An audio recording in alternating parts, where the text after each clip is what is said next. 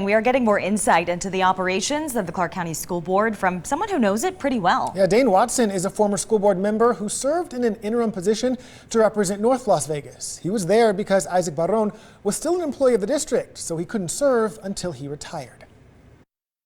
What about policy-wise that the board has? Were there any policies that surprised you when you joined the board? The one policy that stood out to me and I actually learned is that they want to definitely have a unified voice. And I can understand that. That's why you only hear from the board president when it comes to media. But we don't really hear from her. I can't speak to that. Sure. But that is, she is the one that will be responding to media requests and things of that nature. And so I think when you have they want to have a unified voice, and so it's easier to have one individual speak out for the board, on behalf of the board. And some insight from us journalists here. We do our best to try and communicate with these leaders. And Justin, I know you've tried over and over again to talk to board president Evelyn Garcia Morales, putting in requests the way we're told to do so. Yeah, and it's even gotten to the point that I've just tried to introduce myself to her during a school board meeting, and she refused to listen to me. She even put up a piece of paper like this to block me from seeing what she was saying, called somebody else over to talk to me. And so I brought that up with Dane Watson. It seems like she's the person that wants to follow the rules, right? And to go so far as to not even introduce herself to someone, because that would be, I guess, talking to the media.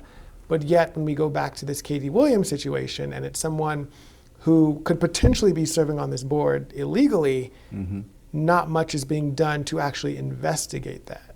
How does that make you feel as a member of that board at that time? We're looking for leadership. You know, we need leadership within the school board and leadership within the superintendent. So that's something that an individual has to make that decision and say, where are my leadership skills and qualities? You think they're lacking? Who's to say? Some say that she's a wonderful leader. Others say that she's lacking. What do you say? 5th largest school district in the country, and you're in the midst of a superintendent search. Now you're in the midst of finding another school board member. So there's a lot of things that you should be leading on. And to not speak with folk, not a good thing, I don't think. And Justin, I know you reached out to the board president yet another time. I did, and still no response. And just to put this all into perspective, that incident with the paper happened a few months ago. Now at the time, we here at Channel 13 were going back and forth on whether to report on it.